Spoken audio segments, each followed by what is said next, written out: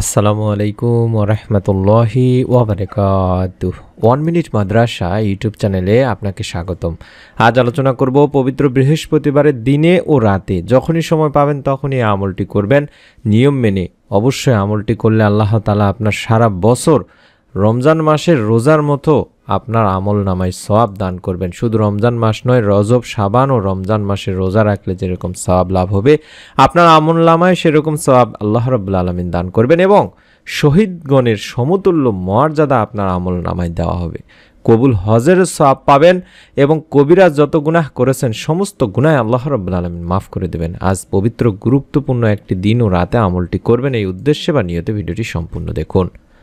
আল্লাহ রাসূল সাল্লাল্লাহু আলাইহি ওয়াসাল্লাম বলেছেন, সোমবার ও বৃহস্পতিবার দিন দুটি এমন যে দিন দুটিতে বান্দার আমলসমূহ মহান আল্লাহর সামনে হাজির করা হয়, আর আমি রোজা থাকা অবস্থায় আমার আমল আল্লাহর তাআলার সামনে পেশ করা হোক, এটাই আমি পছন্দ করি। সহিহ মুসলিম শরীফের সহিহ একটি হাদিস।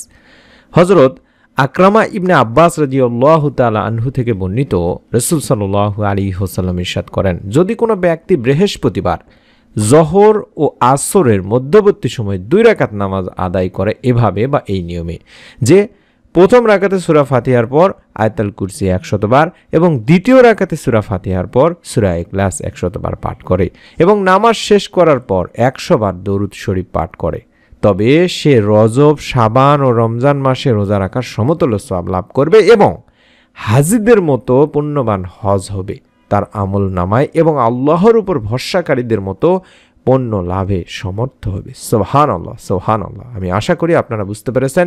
বৃহস্পতিবার জোহর ও আসরের মধ্যবর্তী সময়ে এই নিয়মে আমলটি করবেন।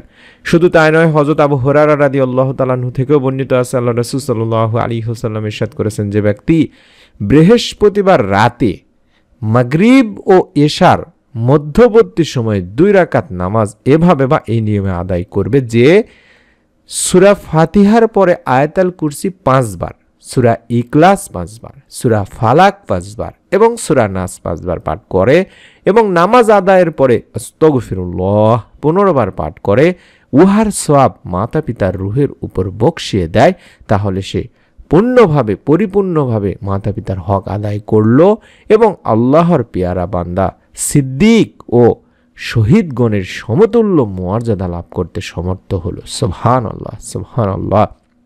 আমি আশা করি আপনারা বুঝতে পেরেছেন দিনী ভাই বোনেরা। শুধু তাই নয়, হযরত আয়েশা রাদিয়াল্লাহু তাআলা আনহা থেকে বর্ণিত আছে, আল্লাহর রাসূল সাল্লাল্লাহু আলাইহি ওয়াসাল্লাম সোমবার ও বৃহস্পতিবারের রোজার অপেক্ষা করতেন। অর্থাৎ তাহলে বুঝতেই পারছেন বৃহস্পতিবার কতটা গুরুত্বপূর্ণ একটি দিন ও রাত। আল্লাহর রাসূল সাল্লাল্লাহু আলাইহি ওয়াসাল্লাম ইরশাদ করেছেন, যে ব্যক্তি আল্লাহর সন্তুষ্টির জন্য একদিন রোজা রাখবে, আল্লাহ তাআলা তারকে জাহান্নাম থেকে 100 বছরের দূরত্বে সরিয়ে রাখবেন। সুবহানাল্লাহ, সুবহানাল্লাহ। শুধু তাই নয় দিনী ভাই বোনেরা, আল্লাহ রাসূল সাল্লাল্লাহু আলাইহি সাল্লাম আরো বর্ণনা করেছেন, রোজা এবং কোরআন কিয়ামতের দিন বান্দার জন্য সুপারিশ করবে। রোজা আল্লাহ তাআলাকে বলবে, হে আমার রব, আমি তাকে আহার এবং স্ত্রী সহবাস থেকে বিরত রেখেছিলাম এবং তার ব্যাপারে আমার সুপারিশ কবুল করো। কোরআন বলবে, আমি তাকে রাতে ঘুম থেকে জাগিয়ে রেখেছিলাম, এজন্য তার ব্যাপারে আমার সুপারিশ কবুল করো। আল্লাহ রাসূল সাল্লাল্লাহু আলাইহি সাল্লাম বলেন, উভয়, অর্থাৎ তখন উভয় প্রকারের বা উভয়েরই সুপারিশ কবুল করা হবে। সুবহানাল্লাহ, সুবহানাল্লাহ। রাসূলুল্লাহ সাল্লাল্লাহু আলাইহি ওয়াসাল্লাম আরো বলেন, নিশ্চয়ই জান্নাতের রাইয়ান নামক একটি দরজা আছে, কিয়ামতের দিন সেখান দিয়ে শুধুমাত্র রোজাদারেরাই প্রবেশ করবে। বুখারী মুসলিম শরীফের একটি হাদিস।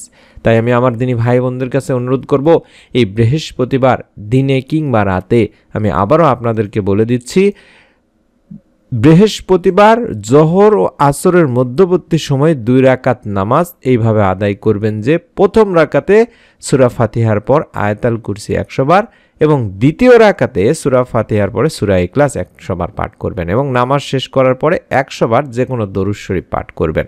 তাহলে এর ফজিলত হবে সে রজব, শাবান ও রমজান মাসে রোজা রাখার সমতুল্য সওয়াব লাভ করবে এবং হাজীদের মতো পুণ্যবান হবে এবং আল্লাহর উপর ভরসাকারীদের মতো পণ্য লাভে সমর্থ হবে। সুবহানাল্লাহ। এবং বৃহস্পতিবার রাতে মাগরিব ও এশার মধ্যবর্তী সময় 2 রাকাত নামাজ এভাবে আদায় করবে যে সূরা ফাতিহার পর আয়াতুল কুরসি 5 বার, সূরা ইখলাস 5 বার, সূরা ফালাক 5 বার এবং সূরা নাস 5 বার এবং নামাজ আদায় করার পরে বা শেষ করার পরে 15 বার আস্তাগফিরুল্লাহ পাঠ করবে। উহার সওয়াব মাতা পিতার উপরে যদি বসিয়ে দেয় তাহলে সে পূর্ণভাবে মাতা পিতার হক আদায় করলো এবং আল্লাহর পেয়ারা বান্দা সিদ্দিক ও শহীদগণের সমতুল্য মর্যাদা লাভ করতে সমর্থ হলো। সুবহানাল্লাহ, সুবহানাল্লাহ। অন্তত এই দুটি আমল অবশ্যই করবেন দিনী ভাই বোনেরা। আমার দিনী ভাই বোনদের কাছে অনুরোধ করব, যারা ভিডিওটি দেখলেন অবশ্যই এই আমলটি করবেন। মনের মধ্যে শতভাগ বিশ্বাস নিয়ে আমলটি করুন।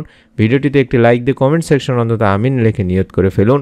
আমাদের নতুন আমলের ভিডিও পাওয়ার জন্য অবশ্যই চ্যানেলটি সাবস্ক্রাইব করে বেল বাটনটি অন করে রেখে দিন। সকলে ভালো থাকুন, সুস্থ থাকুন। আসসালামু আলাইকুম ওয়া রাহমাতুল্লাহি ওয়া বারাকাতুহু।